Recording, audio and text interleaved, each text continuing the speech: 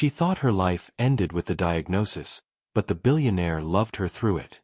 She stared at the test results with trembling hands. Stage 3. The doctor's voice faded into white noise as her entire world collapsed in that sterile office. Laura Johnson, 34 years old, had just been handed a death sentence, or so she thought. But what she didn't know was that the man sitting in the waiting room, the stranger she'd accidentally bumped into that morning, was about to change everything. Douglas Johnson, no relation, just fate's twisted sense of humor, was a billionaire who'd lost everything that mattered once before. And he was about to prove that some love stories don't end with a diagnosis. They begin there. Hey, everyone. If you're new here, smash that like button and drop a comment telling me where you're watching from. I love connecting with you all. And please stay until the end because this story, it's going to wreck you in the best way. To my returning viewers, thank you for coming back. You're the reason I keep telling these stories. Now let's dive in. The coffee was too hot.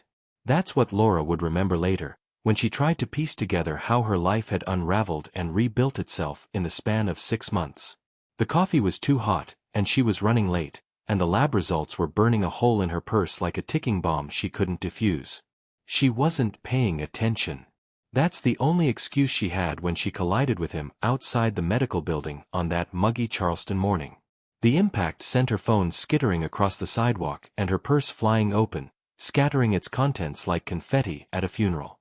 God, I'm so sorry, she gasped, dropping to her knees to gather her things before he could see what had spilled out. But he was already there, already kneeling beside her in what had to be a $2,000 suit, his hands reaching for. No.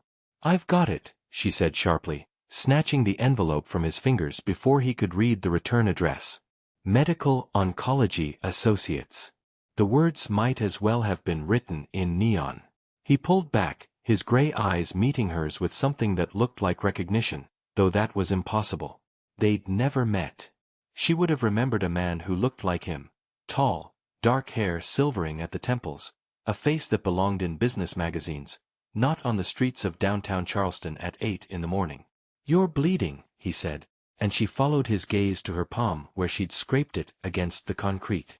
A thin line of red welled up, and she felt the sting of it a second later, delayed like everything else this morning. It's nothing. She shoved her belongings back into her purse with shaking hands.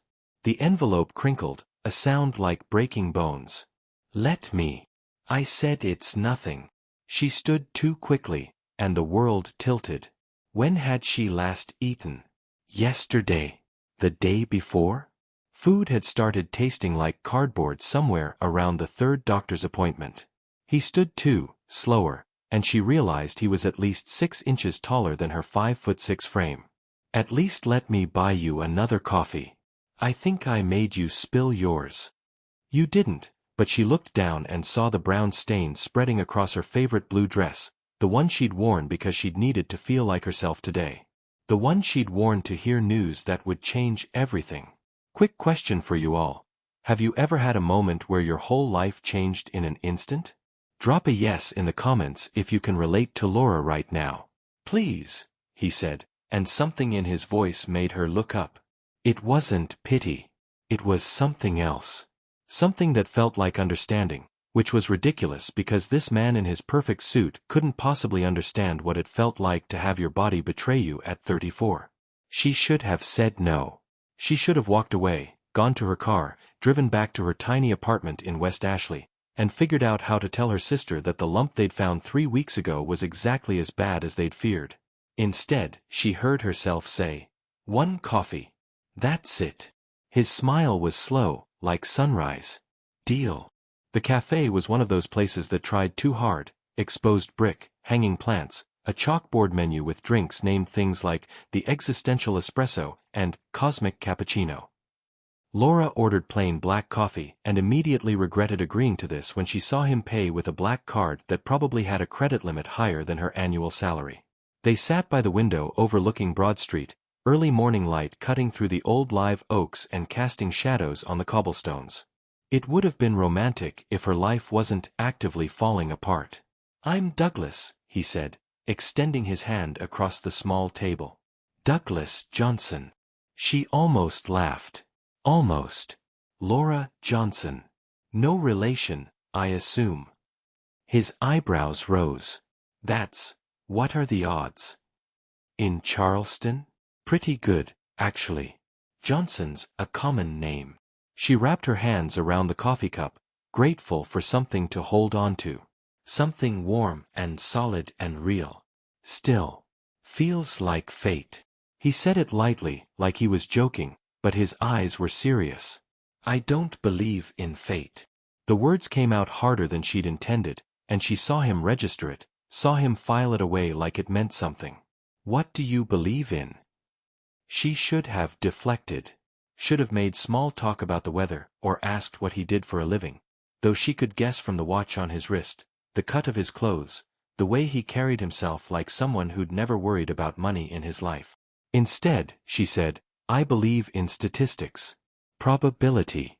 The fact that cells sometimes mutate and multiply and destroy everything good in the world. The silence that followed was so thick she could taste it. Douglas didn't look away. Didn't change the subject. Didn't do any of the things people usually did when confronted with the reality of mortality over morning coffee. Cancer, he said quietly. Not a question. She nodded, not trusting her voice. Someone you love? Me. The word felt like stones in her mouth. Stage 3 breast cancer. Diagnosed 20 minutes ago. She checked her watch, which was stupid because time didn't work like that anymore. Everything was before and after now, and she was sitting in after, drinking coffee with a stranger whose last name matched hers by cosmic coincidence. I want to hear from you. Would you have told a stranger? Or kept it to yourself? Comment below. Douglas set down his coffee cup with careful precision. I'm sorry, he said, and it didn't sound empty.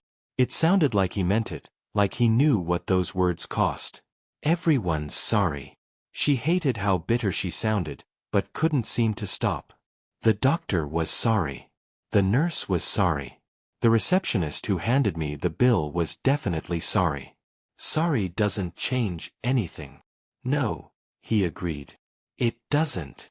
She should leave. This was a mistake. What was she doing, spilling her diagnosis to a man she'd literally just met? But something about him made her want to stay. Made her want to talk to someone who wasn't her sister, who wouldn't cry or hug her or tell her everything would be okay when they both knew it might not be. I lost my wife, Douglas said, and Laura's breath caught. Ovarian cancer. 7 years ago. She was 32. The world seemed to stop spinning for a moment. Outside, people walked past with their coffee and their phones and their normal Wednesday morning problems. Inside, Laura sat across from a man who'd already lived through the nightmare she was just entering. I'm sorry, she whispered, and meant it. Everyone was sorry then, too. His smile was sad. Sorry doesn't change anything. She almost laughed. It came out as something between a sob and a hiccup. No, it doesn't. They sat in silence for a moment, two strangers connected by the worst kind of coincidence, and Laura felt something shift in her chest. Not hope, she wasn't ready for hope yet. But maybe something like recognition. Like she wasn't completely alone in this. How long do you have? Douglas asked, and she appreciated that he didn't sugarcoat it. Didn't ask about treatment options or survival rates or whether she'd thought about alternative medicine. They're recommending aggressive chemotherapy starting next week, followed by surgery, then radiation. If, her voice cracked, if it responds well, if it hasn't spread further than they think, if I'm lucky, 5 years. Maybe 10. And if you're not lucky? 6 months to a year. He nodded slowly, processing this information like it was a business deal, something to be analyzed and strategized. What do you want to do? What do you mean? I mean, he leaned forward, his gray eyes intense.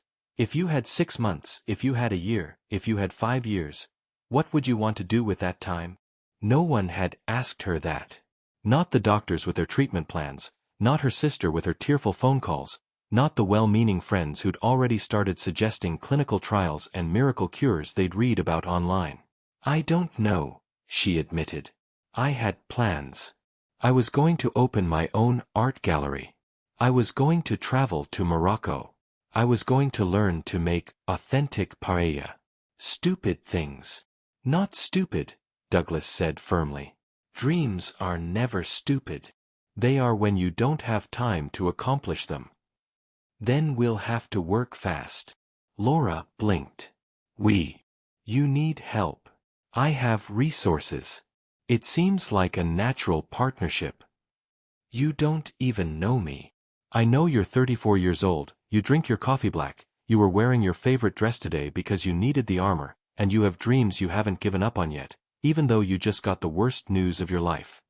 He paused. "Am I wrong?" She wanted to argue.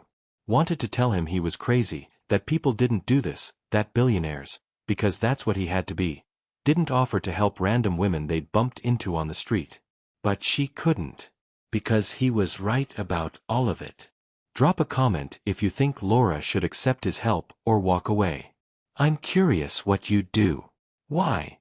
she asked instead. "Why would you do this for a stranger?" Something flickered across his face. Pain, memory, regret. "Because no one should have to fight this alone. Because I couldn't save my wife, but maybe I can help you. Because..." He hesitated, then continued, "Because I've spent 7 years building a fortune and I have no one to share it with. Let me do something that matters." Laura felt tears burning behind her eyes, but she refused to let them fall. Not here. Not in front of this man who was either the answer to a prayer she hadn't prayed or the cruelest joke the universe had ever played. "One condition," she said finally. "Name it." "No pity. I don't want your pity or your guilt or whatever this is. If you're going to help me, it's because you want to, not because you're trying to save a ghost." Douglas extended his hand across the table. "Deal. But I have a condition too." She looked at his hand, then at his face. "What?" "You have to promise to fight. Really fight. Not just go through the motions because that's what everyone expects. You have to want to live." Did she want to live? An hour ago, she would have said yes without hesitation. But an hour ago, she hadn't known that her body was actively trying to kill her. An hour ago, the future had still been something she could count on. Now she didn't know anything. But she took his hand anyway. His palm was warm, his grip firm, and when their skin touched, she felt something electric pass between them. Recognition, maybe. Or fate, though she'd already said she didn't believe in that. "I promise to try," she said. "That's all I'm asking." Laura's apartment was exactly what Douglas expected, a small one-bedroom in an older complex, decorated with thrift store finds and original artwork that she'd probably created herself. The walls were covered in paintings, vibrant abstracts that seemed to pulse with life and color and emotion. She'd invited him back because, and she couldn't quite explain this, being alone felt impossible right now. And he'd accepted because leaving her felt wrong. "You're talented," he said, studying a large canvas that dominated the living room wall. It was all blues and purples and angry reds, like a storm captured on canvas. Was talented. Past tense. She kicked off her ruined shoes and collapsed onto a second-hand couch that had definitely seen better days. "Haven't painted in 3 weeks. Not since they found the lump." "Why not? What's the point?" Douglas turned to look at her, and his expression was harder than she'd seen yet. "What's the point? Laura, you just told me you had dreams. Art galleries and Morocco and paella. You don't get to give up before you even start fighting." "You don't understand." "I understand perfectly."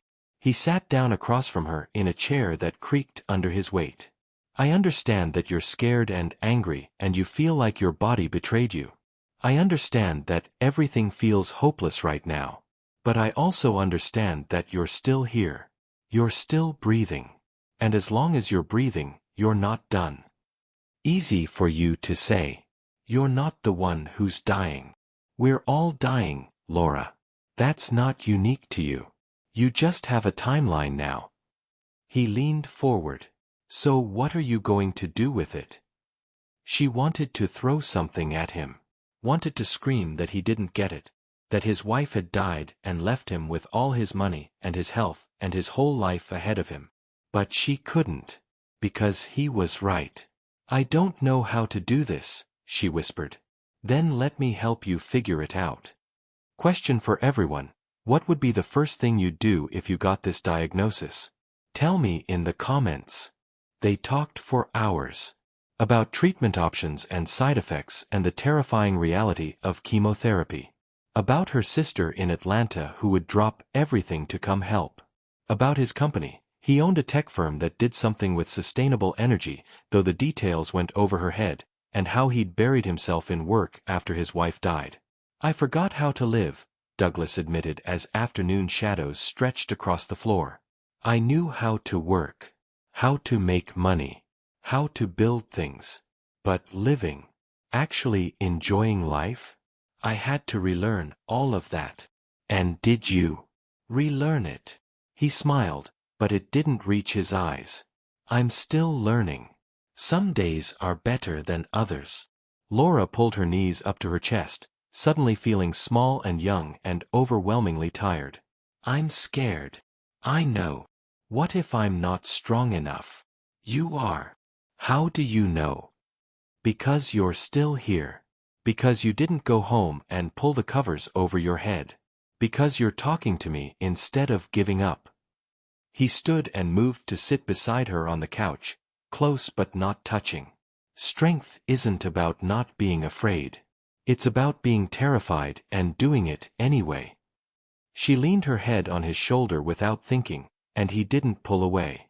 They sat like that as the sun set over Charleston, painting the sky in oranges and pinks that reminded her of the paintings she used to create before everything fell apart. Will you come with me? She asked quietly. To the first treatment. Of course. Even though you barely know me? I know you well enough. His voice was gentle. And besides, we have the same last name. Practically family. She laughed, and it felt good. When was the last time she'd laughed? Practically, she agreed. The first chemotherapy session was scheduled for the following Tuesday. Laura spent the weekend in a haze of paperwork and phone calls and tears she tried to hide from her sister during their nightly video chats. Douglas showed up Monday morning with breakfast from a local cafe and a notebook. What's this? Laura asked, opening the door in pajamas she'd been wearing for 2 days straight.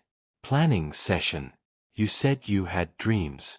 Let's write them down. He walked past her into the apartment like he owned the place, which, given his net worth, he probably could have if he wanted to. I haven't showered.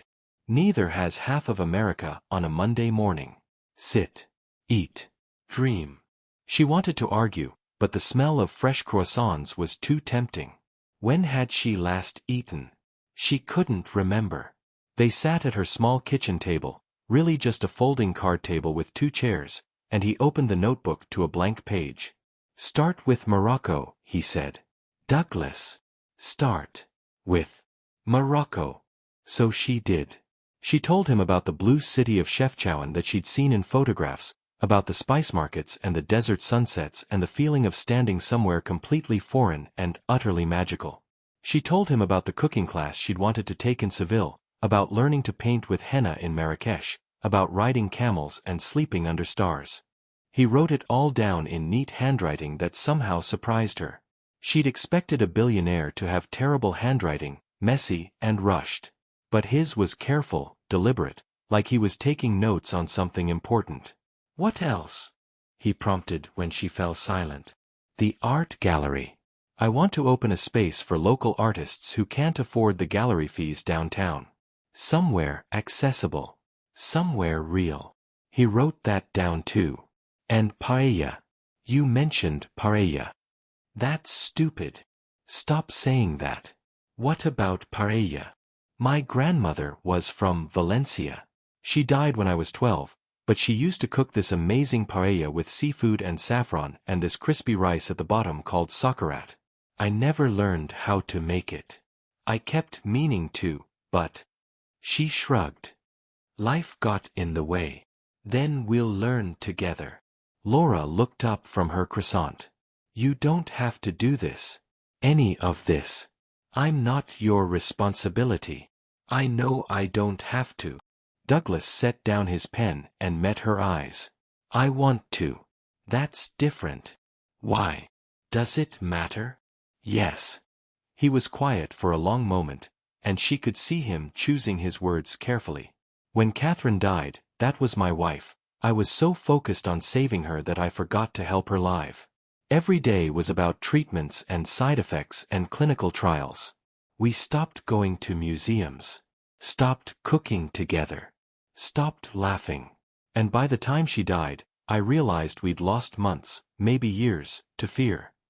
His voice cracked, and Laura reached across the table to take his hand. I don't want that for you, he continued. I don't want you to look back, whether that's in 5 years or 50, and realize you spent your time being sick instead of being alive. That's easier said than done. I know. That's why I'm here. To remind you. Be honest with me in the comments. Do you believe Douglas is genuine, or is something else going on? Let me know your theories. They spent the rest of the day planning. Not just planning, dreaming out loud, building a life that existed in the space between diagnosis and whatever came next. Douglas made phone calls. Laura painted for the first time in weeks, her hands shaking but moving, color bleeding onto canvas like proof of life. That night, he took her to dinner at a restaurant on the waterfront where the she-crab soup was so good it made her forget, for just a moment, that her body was betraying her. They talked about everything except cancer, his childhood in Connecticut, her years in art school, the strange coincidence of their matching last names. Do you think it means something? She asked over dessert, a chocolate torte they were sharing. The same name. I think the universe has a sense of humor. Or a twisted sense of irony. Maybe both. He smiled, and it was genuine this time, reaching all the way to his eyes. Maybe it's just telling us we're supposed to help each other. You're the one helping me. Are you sure about that? She thought about it. About how he'd shown up with breakfast and plans and purpose.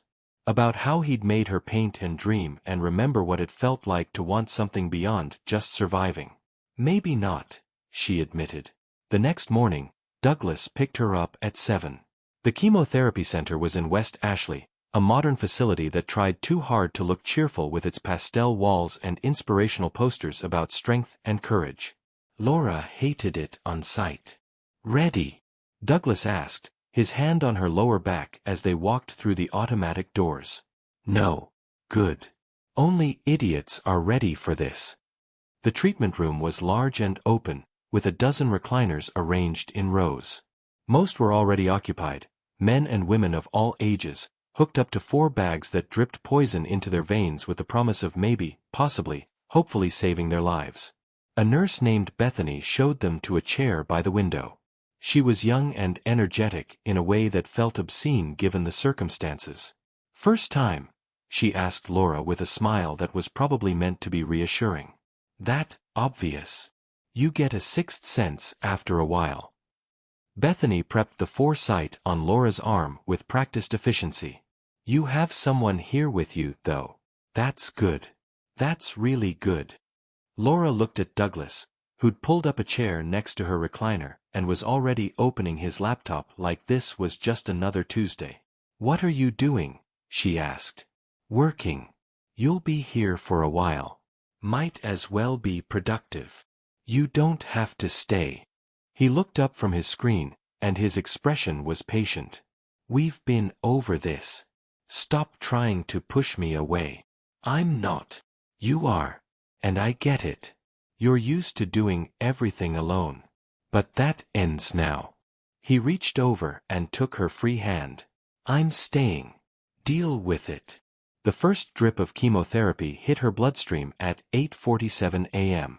Laura watched the clear liquid flow through the tubing and into her body, and she felt nothing. No immediate pain or sickness or dramatic collapse. Just Douglas's hand in hers and the quiet hum of the treatment room and the slow passage of time. Tell me something, she said after a while. Something about Catherine. Douglas looked up from his laptop, surprised. What do you want to know? Anything. Everything. What was she like? He was quiet for so long she thought he wouldn't answer. Then, she was a violinist. Professional. Played with the Charleston Symphony Orchestra. She had this way of making everything beautiful. Music, obviously, but also food, conversations, the way she arranged flowers. Everything she touched turned into art. She sounds amazing. She was. I met her at a benefit concert. She was performing, and I was there because my company was sponsoring the event. I knew the moment I saw her that she was going to change my life. He smiled at the memory. I was right. Just not in the way I expected. Laura squeezed his hand. I'm sorry you lost her. Me too. But I'm grateful I had her, even for a little while. He looked at Laura with an intensity that made her breath catch. That's what matters. Not how long we get, but what we do with the time we have. What do you all think? Is Douglas falling for Laura, or is this still about his late wife? Drop your thoughts below. The hours crawled by. Laura dozed intermittently, waking to find Douglas still there, still working, still present. Bethany checked on her regularly, adjusting the drip rate and offering crackers and ginger ale for the nausea that was starting to creep in. By the time they unhooked her at 3 p.m., Laura felt like she'd been hit by a truck. Everything hurt in a weird, diffuse way that she couldn't quite pin down. Her head throbbed. Her stomach churned. Her bones felt like they were made of glass. Come on, Douglas said gently, helping her to her feet. Let's get you home. I can drive. Laura. She didn't have the energy to argue. Let him help her to his car, a sleek black Mercedes that probably cost more than her entire year's salary. Let him drive her home through afternoon traffic. Let him help her up the stairs to her apartment and onto her couch. I'm fine, she said, even though she clearly wasn't. I know. But I'm staying anyway. He disappeared into her kitchen and returned with water and the anti-nausea medication the oncologist had prescribed. Take these. She did, because arguing seemed impossible.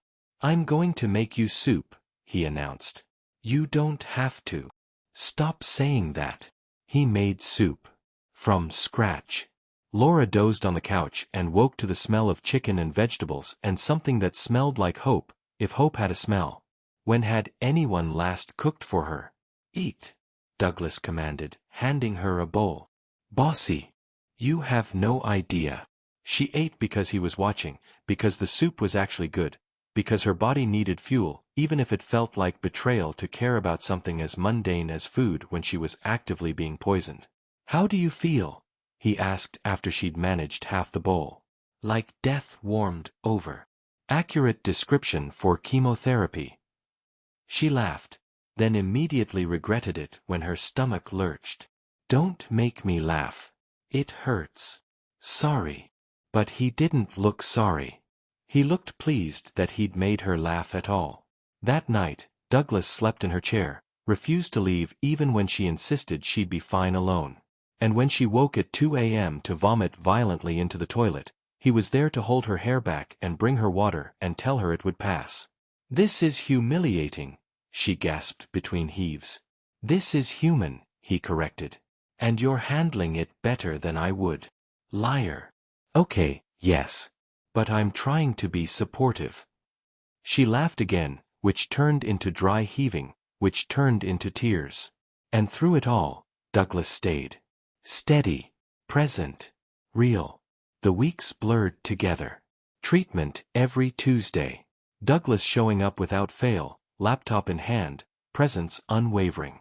Laura's hair started falling out in clumps 3 weeks in.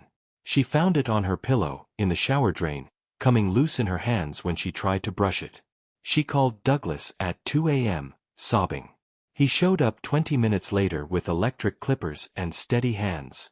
You don't have to do this, she said for probably the 100th time since they'd met. I know. He plugged in the clippers. Turn around. Douglas.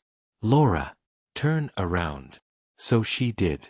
She sat on her bathroom floor in an old t-shirt while a billionaire she'd known for less than a month shaved her head with the kind of careful attention she'd only ever seen in surgeons. When he was done, he handed her a mirror. She looked like a stranger. Vulnerable. Sick. Dying. Hey, Douglas said softly, kneeling in front of her. You're still beautiful. Don't lie to me. I'm not. He cupped her face in his hands, and she felt the warmth of his palms against her too cool skin. You're still you. Hair doesn't change that. Everything changes it. Everything is changing. I'm not who I was. No, he agreed. You're stronger than who you were. I don't feel strong. Strength isn't a feeling. It's a choice. And you're choosing to fight. That's stronger than anything. She kissed him. She didn't plan it, didn't think about it, just leaned forward and pressed her lips to his because he was there and he was real and he was the only thing in her life that didn't feel like it was falling apart. He kissed her back. Gentle at first, then deeper, his hands sliding from her face to her bare scalp to the back of her neck. When they finally pulled apart, they were both breathing hard. We shouldn't, Laura started. Probably not, Douglas agreed. I'm not exactly girlfriend material right now. I'm not exactly boyfriend material, ever. But he was smiling, and so was she, and for just a moment, the world felt right again. Okay, I need to know, do you ship Douglas and Laura? Drop a heart emoji if you're rooting for them. They didn't talk about the kiss. Didn't define what was happening between them. Just let it exist in the space between treatments and doctor's appointments and the slow, grinding march of chemotherapy. Douglas started staying over more. Not every night, but most. He'd work from her couch while she napped. Cook dinner while she tried not to vomit. Read to her when the nausea was too bad for her to focus on anything else. Why are you doing this? She asked one night, her head in his lap while he read aloud from a mystery novel she'd been meaning to finish for years. Because I want to. That's not an answer. He was quiet for a moment, his hand stilling in its gentle stroking of her bare scalp. Because you make me feel alive again. Because when I'm with you, I remember what it's like to care about something beyond work and money and just existing. Because, he paused, because I'm falling in love with you, and I know that's insane given the circumstances, but there it is. Laura sat up slowly, the room spinning slightly from the sudden movement. You can't. Can't what? Can't fall in love with me. I'm dying. We're all dying. Don't give me that philosophical. Laura. He took her face in his hands again, and his eyes were serious. I lost Catherine. I know what it's like to love someone and lose them. I know the pain. And I'm choosing to do it anyway, because you're worth it. Because whatever time we have, whether it's 5 years or 50, I want to spend it with you. That's the stupidest thing I've ever heard. Probably. He smiled. But it's true. She kissed him again, harder this time, desperate and needy and trying to pour all her fear and hope and impossible love into this moment. When they finally pulled apart, she was crying. I'm scared, she whispered. I know. What if I die? What if you don't? By the 3rd month of treatment, Laura's body was a war zone. The chemotherapy was working, scans showed the tumor shrinking, but the cost was brutal. She'd lost 20 pounds. Her skin was gray. Her energy was non-existent. And through it all, Douglas stayed. He hired a private chef to make foods that wouldn't trigger her nausea. Bought her soft pajamas that didn't irritate her sensitive skin. Installed blackout curtains when light became painful. Held her through the worst of it and celebrated the small victories, a day without vomiting, an hour without pain, a moment of feeling almost human. I love you, she told him one night when the words felt too big to keep inside anymore. He smiled. I know. That's it? Just, I know? Would you prefer a dramatic declaration? Maybe. Fine. He shifted to face her on the couch, taking both her hands in his. Laura Johnson, you are the most stubborn, frustrating, brilliant woman I've ever met. You make me want to be better. Want to do better. You remind me why life is worth living, even when it's hard. Especially when it's hard. I love you. I love you so much it terrifies me. Better. Much. She was crying again. She cried so easily now, but these were good tears. Happy tears. Though for the record, I'm not that stubborn. You're literally arguing with me about whether you're stubborn. That's different. He laughed and pulled her close, and they stayed like that until she fell asleep against his chest, listening to his heartbeat and trying to memorize this feeling of being loved and held and not alone. Quick poll time. Have you ever loved someone during a difficult time? How did it change you? Share your stories in the comments. The 4th month brought surgery. A double mastectomy, because the cancer had spread more than they'd hoped.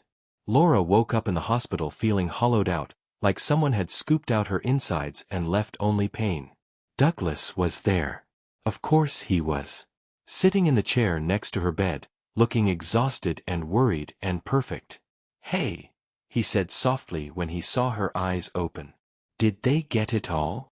Her voice was hoarse from the breathing tube. "They think so. Won't know for sure until the pathology comes back, but the surgeon was optimistic." Optimistic.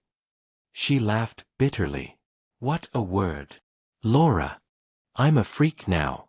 You know that, right? No hair, no breasts, just nothing." Douglas stood and moved to the edge of her bed, careful not to jostle her. "You're not nothing. You're everything. You have to say that. I don't have to do anything. But I'm choosing to tell you the truth." He took her hand, threading his fingers through hers. "You're beautiful. You're strong. You're alive. That's all that matters. I don't feel alive. I feel like I'm being slowly torn apart. I know. But you're still here. Still fighting. That counts for something." She wanted to argue, but the pain medication was making her foggy, pulling her back under. The last thing she felt before sleep claimed her was Douglas's thumb rubbing gentle circles on the back of her hand. The pathology results came back clean. Clear margins. No lymph node involvement. For the first time since the diagnosis, her oncologist used the word cured. "We'll do radiation just to be safe," Dr. Patel explained, "but your prognosis is excellent.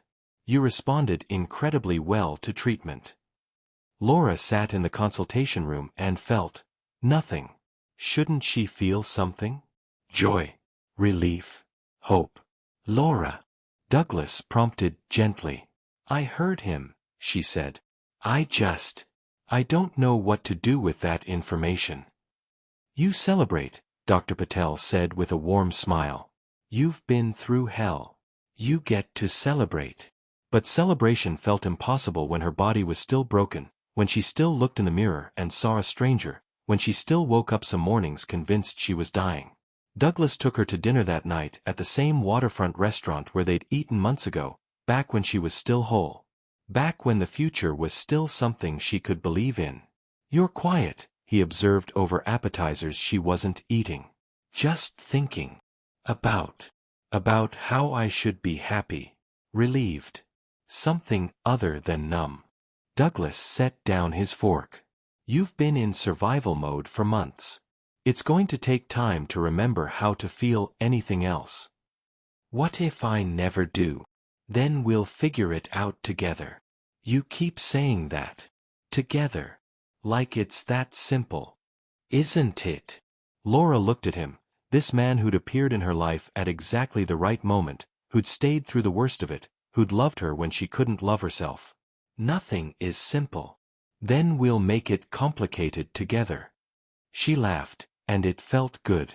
When was the last time she'd laughed? "Be real with me. Is anyone else crying right now, or is it just me? Drop an emoji if you're feeling this." Radiation was easier than chemotherapy, but somehow worse. 5 days a week for 6 weeks, lying still while invisible beams burned her from the inside out. Her skin blistered. Her energy flatlined. But it was finite. An end date she could count toward. Douglas converted her guest room into an art studio. Brought in easels and canvases and every color of paint imaginable. Set it up as a surprise while she was at treatment one day.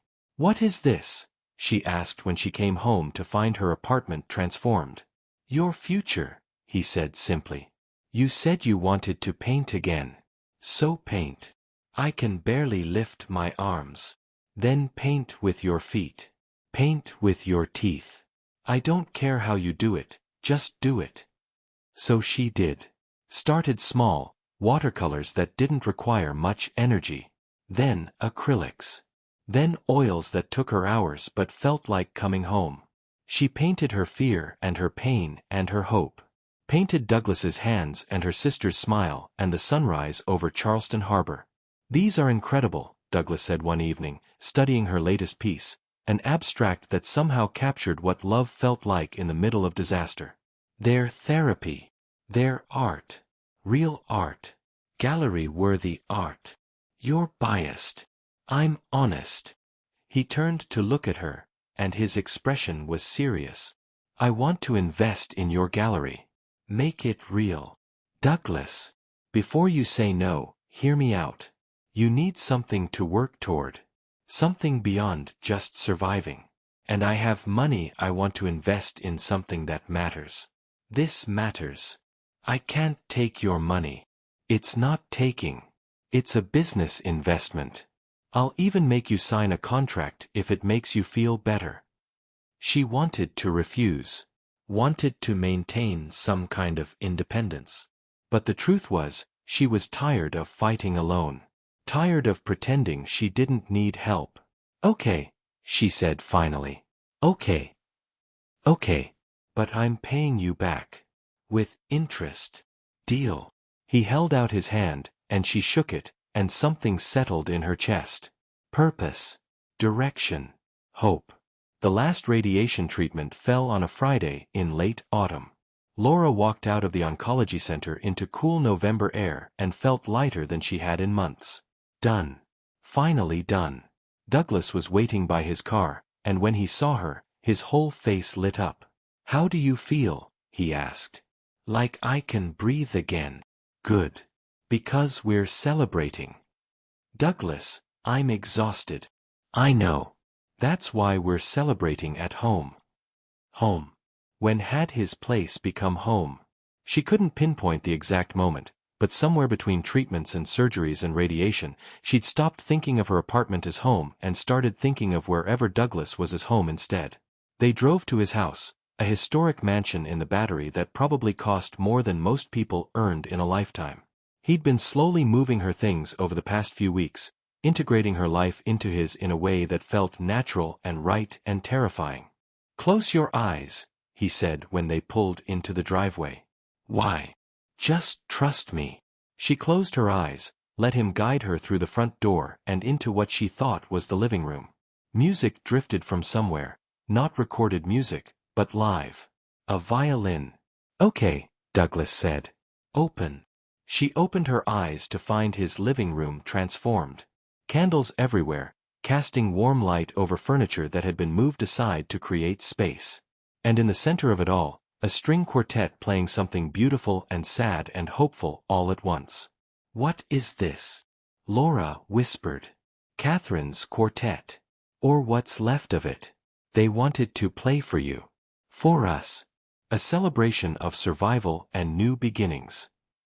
Laura felt tears streaming down her face. "This is too much. Perfect. This is perfect." They danced. Slowly, carefully, her head on his chest and his arms around her and the music wrapping around them like a blessing. When the quartet finished their set, Douglas thanked them and paid them. Laura caught a glimpse of the check and nearly fainted, and then they were alone. "I have something for you," Douglas said, pulling a small box from his pocket. "Douglas, you've already given me so much. Just open it." Inside was a ring. Not a diamond. She'd mentioned once that she didn't care about diamonds, but a simple silver band with a small turquoise stone, the color of the Moroccan doors she'd dreamed about visiting. "Marry me," he said. "Not a question. A statement." A declaration. Douglas. I know it's fast. I know we met under insane circumstances. I know you're probably going to say it's too soon or too complicated, or that you need to focus on recovery. But Laura, I love you. I want to build a life with you. I want to take you to Morocco and teach you to make paella and open that gallery and do all the things you dreamed about before cancer tried to steal your future. I want all of it. With you. Say yes. She should say no. Should be practical. Should point out all the very good reasons why this was a terrible idea. Instead, she said, yes. OMG, did that just happen? Drop yes in the comments if you're freaking out right now. He kissed her. Slow and deep and full of promise. When they finally pulled apart, he slipped the ring onto her finger, and it fit perfectly. Like it was always meant to be there. When? Laura asked. When what? When do you want to get married? Tomorrow. Next week. Next month. Whenever you're ready. I'm ready now. Now. Why wait? We've already wasted enough time being scared. So they did. Got married 2 weeks later in a small ceremony at the waterfront, with Laura's sister as maid of honor and Douglas's business partner as best man, and the autumn sun setting over Charleston Harbor like a benediction. Laura wore a simple white dress and a silk scarf wrapped around her still bare head, and she'd never felt more beautiful. I love you, she told Douglas when the officiant pronounced them husband and wife. I know, he said, and kissed her while their handful of guests cheered. 6 months. That's what the doctors had given her as a worst-case scenario.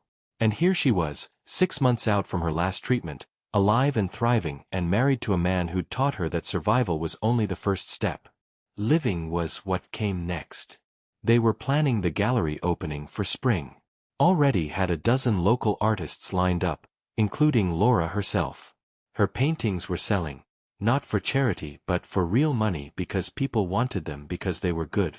And in 2 weeks, they were flying to Morocco. Are you scared? Douglas asked one morning over breakfast. They were sitting on the back patio of their house, drinking coffee and watching the sun rise over the water. Of flying. A little. Of cancer coming back. Every day. Of living. Not anymore.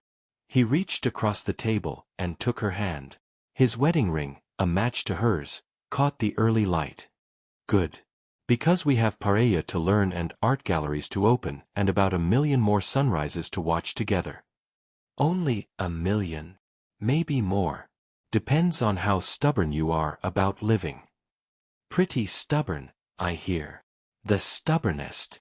She laughed and squeezed his hand, and in that moment, Laura understood something she hadn't before. The diagnosis hadn't ended her life. It had just changed the story she was writing. And this new chapter, with Douglas and art and Morocco and hope, was better than anything she could have imagined before. Thank you, she said softly. For what? For loving me through it. For not giving up. For showing me that life doesn't end with a diagnosis. Thank you for letting me. He stood and pulled her to her feet, wrapping his arms around her in the cool morning air. For saying yes even when it was scary. For fighting. For being here. They stood like that for a long time, 2 people who'd found each other in the worst possible moment, and somehow made it the best thing that ever happened to either of them. 2 people with matching last names and matching rings and a future that stretched out before them full of possibility. I love you, Mrs. Johnson. Douglas murmured into her hair. I love you too, Mr. Johnson, she whispered back. And somewhere over the water, the sun continued to rise, painting the sky in colors that reminded Laura of hope and healing and all the beautiful, impossible things that came after survival. Because she hadn't just survived the diagnosis. She'd learned to live through it. And that made all the difference. Morocco smelled like saffron and orange blossoms and possibility. Laura stood in the blue pearl of Chefchaouen, surrounded by walls painted in every shade of azure imaginable, and felt something crack open in her chest. Not pain, she'd had enough of that. This was different. This was wonder. You okay? Douglas asked, his hand finding the small of her back in that way he had, grounding her, reminding her she was real and alive and here. "I'm better than okay," she whispered. "I'm actually here. We're actually here."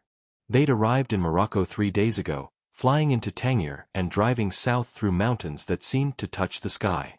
The trip had been Douglas's wedding gift to her. 2 weeks of nothing but exploration and food, and the kind of freedom that came from being halfway around the world from oncologists and treatment centers and the ghost of who she used to be. Laura pulled the silk scarf from her head, a deep purple one Douglas had bought her in the Tangier Medina, and let the Moroccan sun touch her scalp. Her hair was growing back, soft fuzz that made her look like a baby bird, but she didn't care anymore.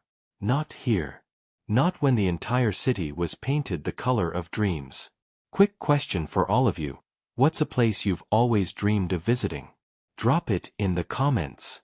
And if you've been to Morocco, tell me your favorite memory. "Come on," Douglas said, taking her hand. "I found something yesterday while you were napping." "More surprises? You're going to spoil me." "That's the plan." He led her through narrow streets that twisted and turned like a labyrinth, past shops selling spices and leather goods and hand-woven textiles in colors that made her fingers itch for a paintbrush. They climbed stairs worn smooth by centuries of feet, higher and higher until Laura's lungs burned, though whether from exertion or excitement, she couldn't say. "Here," Douglas said finally, pushing open a blue door that blended so perfectly with the wall she hadn't even seen it. The rooftop terrace beyond took her breath away. It overlooked the entire Medina, blue buildings cascading down the hillside like a waterfall frozen in time. The Rif Mountains rose in the distance, and somewhere nearby, she could hear the call to prayer drifting on the afternoon breeze. But what made her gasp was the easel set up in the corner. Canvas, paints, brushes, everything she'd need to capture this moment. "Douglas," she breathed. "You said you wanted to paint here. So paint." He gestured to a low table laden with mint tea and pastries. "I'll be right here. Take your time." She wanted to argue, when did he have time to arrange this? How much did it cost? But she was learning. Learning to accept. Learning to say thank you instead of pushing back against every kindness. "Thank you," she said, and kissed him. Slow and deep and full of everything she couldn't put into words. "Paint," he murmured against her lips. "Show me Morocco through your eyes." So she did. Lost herself in color and light, and the way the afternoon sun made the blue walls glow like they were lit from within. She painted for hours, Douglas reading beside her, occasionally refilling her tea or bringing her pastries she barely tasted because she was too absorbed in capturing this feeling. This overwhelming sense of being alive and present and grateful. When she finally stepped back from the canvas, the sun was setting, painting the sky in oranges and pinks that competed with the blues of the city. Her painting wasn't finished, might never be finished, but it was real. It was hers. It was proof that she was still here, still creating, still capable of beauty. "It's incredible," Douglas said, coming to stand behind her, his arms wrapping around her waist. "It's a start. It's more than that. It's you coming back to yourself." She leaned into him, feeling the solid warmth of his body against hers, and realized he was right. She'd spent so many months just surviving, just making it through one more day, one more treatment, one more impossible moment. But here now, with paint on her hands and the Atlas Mountains in the distance and her husband's arms around her, she wasn't just surviving anymore. She was living. Has anyone else had a moment where you realized you'd moved from surviving to truly living? I'd love to hear your stories in the comments. That night, they ate dinner at a restaurant tucked into the Medina walls, all candlelight and cushions and food that tasted like it had been prepared with magic. Tagine with preserved lemons and olives. Fresh bread still warm from the oven. Mint tea so sweet it made her teeth ache. "I can't believe we're here," Laura said for probably the 10th time that day. "Believe it." Douglas raised his tea glass in a toast. "To Morocco. To new beginnings. To you. To us," she corrected, clinking her glass against his. They drank, and she studied him in the flickering candlelight. He looked different here, younger, somehow. The lines around his eyes had softened. The tension he usually carried in his shoulders had eased. He looked like a man on vacation instead of a billionaire CEO who'd taken 2 weeks off for the first time in 7 years. "What are you thinking?" he asked, catching her staring. "That you're beautiful." He laughed. "Men aren't beautiful. You are. Especially when you smile like that." "Like what?" "Like you're happy. Really, genuinely happy. Not just content or satisfied, but actually happy." His expression grew serious. "I am happy. Happier than I've been in a very long time. Because of you. I didn't do anything. You did everything." He reached across the table and took her hand. "You reminded me what it means to be alive. What it means to care about something beyond work and money and just existing. You gave me a reason to wake up excited about the day instead of just dreading it less." Laura felt tears prickling behind her eyes. She still cried so easily, emotion sitting just beneath the surface like water waiting to overflow. "You saved my life. We saved each other." They finished dinner in comfortable silence, then wandered back through the Medina to their riad, a traditional Moroccan house built around a central courtyard. Their room was on the second floor, all carved wood and jewel-toned textiles and a bed piled high with pillows that felt like sleeping on clouds. Laura stood on their private balcony overlooking the courtyard fountain, listening to the water and the distant sounds of the city settling into night. She felt Douglas come up behind her, his arms sliding around her waist, his chin resting on her shoulder. "Tomorrow we drive to the desert," he said. "Sleep under the stars. Ride camels. The full tourist experience." "Sounds perfect." "It does, doesn't it?" He was quiet for a moment, then, "Are you happy, Laura?" "Really happy." She turned in his arms to face him. "Yes." "Why?" "Just making sure. You've been through so much. I want to make sure this, us, the trip, everything, is what you want." "This is exactly what I want." She cupped his face in her hands. "You are exactly what I want. Stop worrying. Can't help it. Worrying about you is kind of my thing now." "Then worry less and kiss me more." So he did. Kissed her thoroughly, walked her backward into their room, and proceeded to show her exactly how much he loved her in a language that needed no words. Later, lying tangled in sheets that smelled like lavender and spice, Laura traced patterns on Douglas's chest and thought about how much her life had changed in less than a year. How she'd gone from thinking she was dying to living more fully than she ever had before. "What are you thinking about?" Douglas asked sleepily. "About how cancer was the worst thing that ever happened to me." He tensed. "Laura, let me finish. It was the worst thing that ever happened to me, but it also led to the best thing. It led to you. And I don't know if I would have been brave enough to accept us, if I hadn't already faced losing everything. Sometimes the worst things open doors we didn't even know existed." Real talk time. Do you believe that sometimes the hardest experiences lead to the best changes? Comment yes if you've experienced this in your own life. Douglas pulled her closer, kissing the top of her head where soft hair was finally growing back. "I love you. I know. Still stealing my lines. Forever. Promise. Promise." The Sahara Desert was exactly as overwhelming as Laura had imagined, and nothing like she'd expected all at once. Endless sand dunes that shifted and changed with the wind. Silence so profound it felt like prayer. Stars that seemed close enough to touch, scattered across the sky like someone had spilled diamonds on black velvet. They'd ridden camels to the desert camp, an experience that left Laura both exhilarated and sore, and now sat around a fire with their Berber guides, drinking mint tea and listening to traditional music played on drums and stringed instruments she couldn't name. "This is unreal," Laura whispered to Douglas, leaning against him as the music washed over them. "It is pretty incredible. I never thought I'd be here. Never thought I'd have this." "What do you mean?" She gestured at everything, the desert, the stars, the music, him. "This. Any of this. When they diagnosed me, I thought my life was over. Thought the only future I had was hospitals and treatments and slowly dying. I couldn't imagine anything beyond just surviving. And now I'm sitting in the Sahara Desert with my husband, planning a gallery opening in Charleston, learning to make paella next week in Spain, and actually believing I might have years, decades, even, ahead of me. It's almost too much to process. Douglas kissed her temple. You deserve all of it. Every second of happiness. So do you.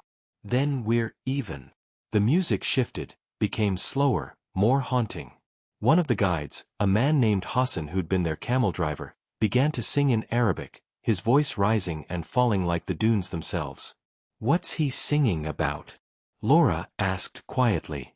Their other guide, a younger man named Omar, leaned over. It's a traditional song.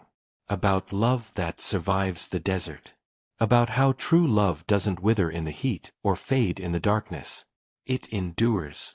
Laura felt tears on her cheeks before she realized she was crying. Douglas noticed, pulled her closer, and she let herself cry. For everything she'd lost, for everything she'd found, for the impossible gift of being here, alive, loved. Hey! Douglas murmured into her hair. You okay? More than okay. I'm just overwhelmed. In the best way. That night, they slept in a traditional Berber tent, the canvas walls rippling in the desert breeze. Laura lay awake long after Douglas fell asleep, listening to his breathing and the wind and the vast silence of the desert beyond. She thought about the woman she'd been 8 months ago, terrified, alone, convinced her life was ending. That woman felt like a stranger now.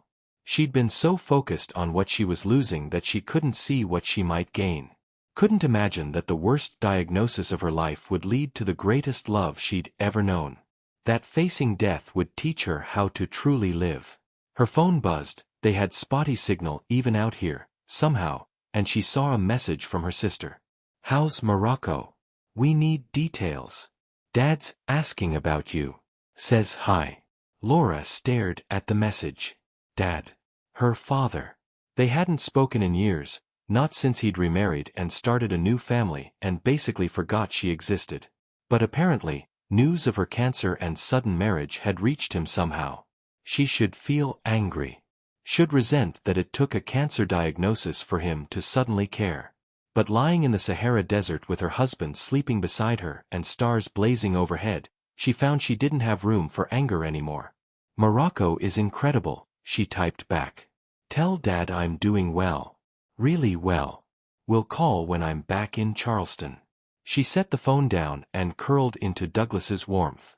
Life was too short for grudges. Too precious to waste on old wounds. She'd spent 8 months fighting for her life. Now she wanted to spend the rest of it living it. Quick pause. Have you ever let go of old anger or hurt because life taught you it wasn't worth holding on to? Share your story if you feel comfortable. I think we can all learn from each other. Spain was chaos and beauty and noise and life. After the serene blues of Morocco and the vast silence of the desert, Seville felt like sensory overload. Flamenco dancers, tapas bars, the smell of orange blossoms and fried fish, narrow streets bursting with color and sound. And paella. Finally, paella. They'd enrolled in a cooking class, Douglas's idea, though Laura suspected he'd been planning it for months. The class was held in a restored Moorish palace, all intricate tile work and fountain courtyards and history seeping from every stone. Their instructor, a woman named Carmen who had to be at least 70 and spoke with the authority of someone who'd been making paella since before Laura was born, looked them over with sharp eyes. You are married? She asked in heavily accented English. Yes, Laura and Douglas said in unison. Good. Cooking together, very important. You learn patience. You learn compromise. You learn when to lead and when to follow. All the things you need for good marriage. She clapped her hands. Now we begin. There were 6 other couples in the class, ranging from newlyweds in their 20s to a couple celebrating their 50th anniversary. Carmen had them work in pairs, teaching them how to prepare the sofrito base, how to choose the right rice, how to achieve the perfect sauerkraut. the crispy, caramelized rice at the bottom that was the mark of an excellent paella. No, no, no, Carmen corrected when Douglas tried to stir the rice. Once you add the rice, you don't touch. Never stir. Let it cook. Have faith. Having faith is not my strong suit, Douglas muttered, but he left the rice alone. Laura laughed and added the saffron threads they'd bought in the Seville market that morning. The smell was intoxicating, earthy and floral, and somehow tasting like sunshine would if sunshine had a flavor. Your grandmother, she was from Valencia?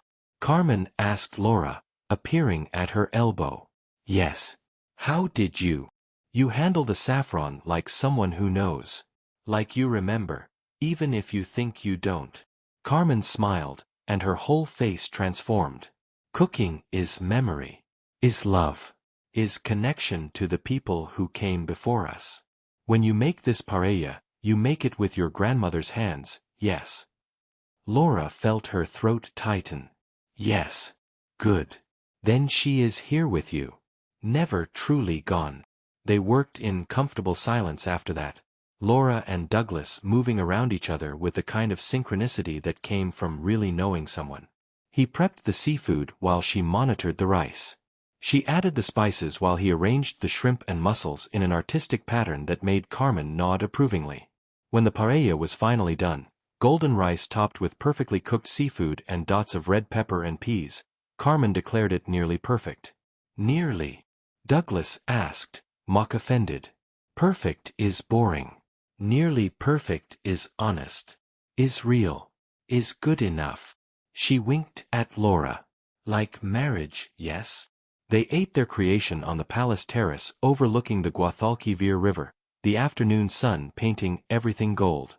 The paella tasted exactly like Laura remembered from childhood, that perfect combination of saffron and sea, and something she couldn't quite name but recognized as home.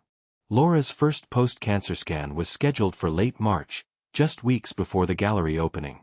She'd been dreading it for months, that return to the oncology center, the waiting room that still smelled like fear and antiseptic, the possibility that the cancer had come back, and all of this, the gallery, the marriage, the future, was just borrowed time. It's going to be fine, Douglas said for the third time that morning as they drove to the appointment. You don't know that. You're right. I don't. But I believe it anyway. That's not how cancer works. Maybe not. But that's how faith works. She wanted to argue, but her hands were shaking too badly. The truth was, she'd been feeling good. Great, even. No pain, no symptoms, energy levels almost back to normal. Her hair had grown back into a short pixie cut that she was learning to love. Her scars had healed. She looked healthy. But cancer was a liar. It could be growing inside her right now, and she'd never know until the scans revealed it. Real question for anyone who's been through this: does the fear ever really go away? Or do you just learn to live with it? Tell me in the comments. The waiting room was exactly as she remembered. Same uncomfortable chairs. Same outdated magazines. Same crushing anxiety radiating from every person sitting there, waiting for news that might change everything. Laura Johnson. The technician called. Douglas started to stand with her, but she shook her head. Wait here. I need to do this part alone. Laura. Please. I need to do this myself. He sat back down, and she saw the worry in his eyes, but he didn't argue. She loved him for that. The scan itself took 45 minutes. 45 minutes of lying perfectly still in a machine that hummed and clicked and felt like a coffin. 45 minutes of trying not to think about what they might find. 45 minutes of praying to a God she wasn't sure she believed in anymore. When it was over, they had to wait another hour for the results. Laura paced the waiting room while Douglas tried to distract her with stories about the ridiculous email he'd gotten from a competitor, about the new sustainable energy project his company was launching, about anything that wasn't cancer or scans or the possibility of bad news. Finally, Dr. Patel appeared in the waiting room doorway, and Laura's heart stopped. Laura, Dr. Patel said with a smile, a real smile, not the sympathetic one she wore for bad news. Come on back. Both of you. They followed her to the consultation room, and Laura gripped Douglas's hand so hard she was probably cutting off his circulation. "Your scans are clear," Dr. Patel said without preamble. "No signs of recurrence. No suspicious masses. Everything looks great." Laura felt the room tilt. "Clear. Completely clear. You're officially in remission, Laura. I'll want to see you every 3 months for the first year, then every 6 months after that, but as of right now, you're cancer-free." She should have felt relief, joy, something. Instead, she felt numb, like her body couldn't quite process what her brain was hearing. "Laura," Douglas prompted gently. "Did you hear that? You're clear." "I heard." Her voice sounded strange, distant. I need a minute." Dr. Patel smiled understandingly. "Take all the time you need. This is wonderful news. Wonderful news. Clear scans. Remission." The words bounced around Laura's head like pinballs, not quite landing anywhere. Douglas thanked Dr. Patel and led Laura out to the car, one hand on her back, steadying her. She got in, buckled her seatbelt, and then, finally, the tears came. Great, heaving sobs that shook her entire body. Tears of relief and fear and gratitude and everything she'd been holding in for the past year. Douglas pulled her into his arms as much as the car would allow, and she cried into his shoulder until she had nothing left. "I'm sorry," she gasped when she could finally breathe again. "I don't know why I'm crying." "Because you've been holding your breath for a year," Douglas said gently. "And you can finally exhale." "I'm okay," she whispered. "I'm actually okay." "You're better than okay. You're here. You're healthy. You're alive." "I'm alive," she repeated, and this time, she believed it. The gallery opening was everything Laura had dreamed and more. The space glowed with carefully positioned lights highlighting each piece of art. The food, catered by a local restaurant, was perfect. The wine flowed. And people actually came. Not just came, filled the place until it was standing room only. Art lovers and curious neighbors and supporters and press. Laura's sister had flown in from Atlanta.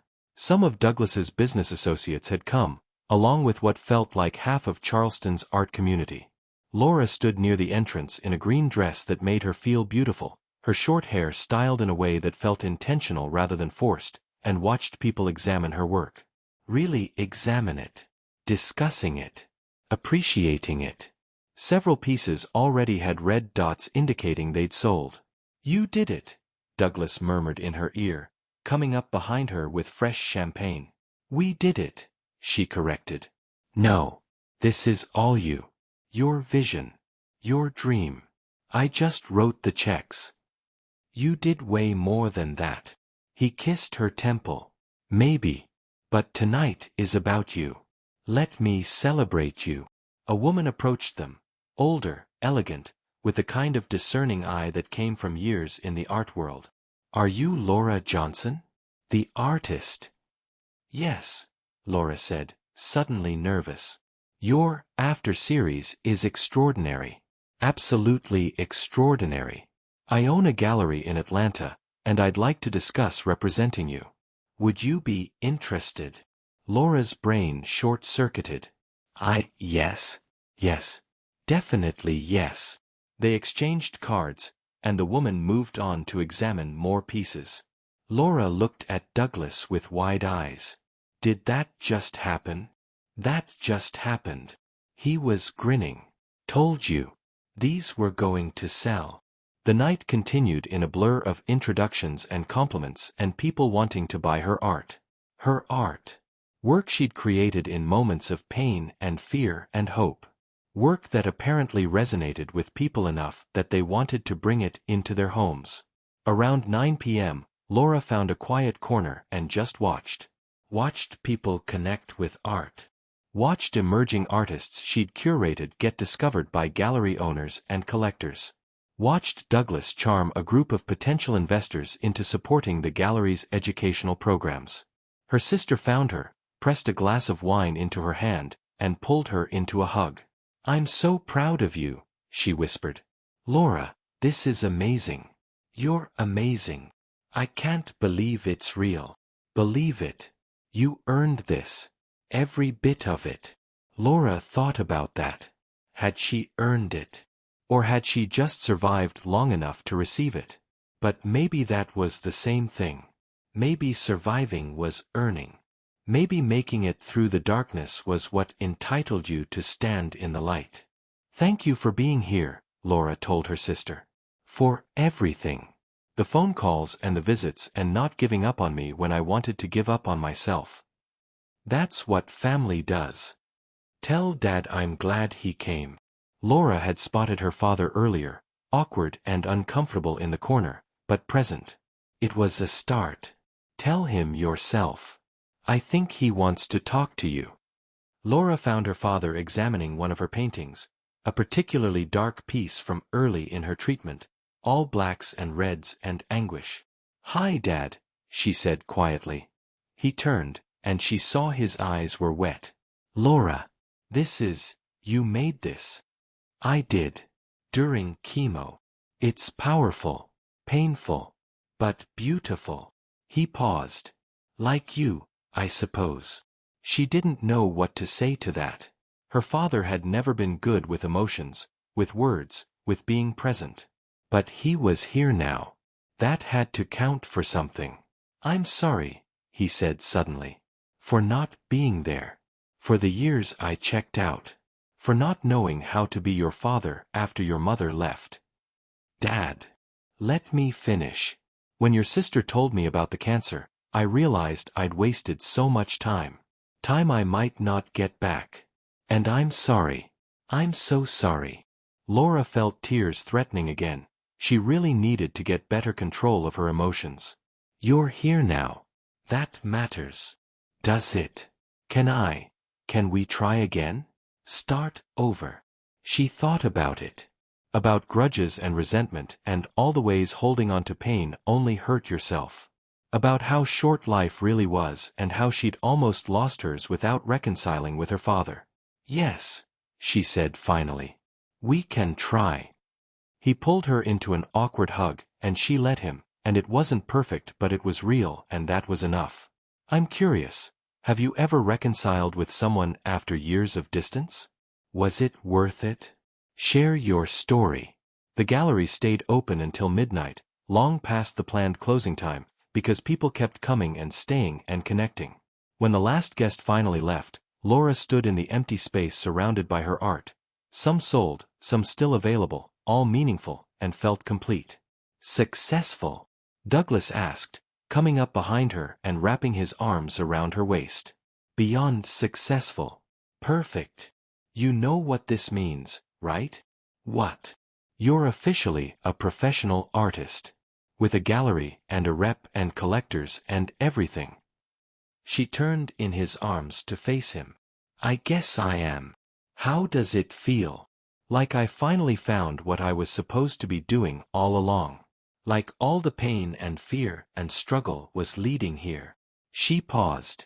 Like I'm exactly where I'm meant to be. Good, Douglas said and kissed her. Because I have one more surprise. Douglas, you've already. Just come with me. He led her to a door at the back of the gallery she'd assumed was a storage closet. But when he opened it, she saw stairs leading up. What is this? The second floor. I had it converted into a studio. Your studio. So you never have to stop creating. They climbed the stairs to find a bright, open space with skylights and north-facing windows and every supply an artist could dream of. Canvases stacked against one wall. Paints organized by color. A comfortable chair for when she needed to step back and think. Douglas, she breathed. This is too much. It's exactly enough. You need space to work. You have a gallery to keep filled with new pieces. This is practical. This is incredible. You're incredible. I'm just supporting genius. She kissed him, deep and grateful and full of love. When they finally pulled apart, she looked around her new studio and felt something click into place. This was her life now. Not just surviving but thriving. creating, building, loving. 1 year ago, she'd thought cancer was the end of her story. But it was just the beginning of her second one. And this story, with Douglas and art and a future stretching out before her full of possibility, was even better than anything she could have imagined. "Thank you," she whispered against his lips. "For what?" "For loving me through the darkest part. For helping me find the light. For giving me a reason to keep fighting." "You gave yourself that reason. I just had the privilege of witnessing it." They stood in her new studio as Charleston sparkled below them through the windows, and Laura thought about the woman she'd been and the woman she'd become. About fear and courage and the thin line between giving up and holding on. She'd chosen to hold on. Chosen to fight. Chosen to live. And that choice had made all the difference. Thank you all so much for staying with Laura and Douglas through their journey. If this story touched you, please hit that like button and drop a comment telling me what resonated with you most. And if you haven't subscribed yet, do it now because I have so many more incredible stories coming your way.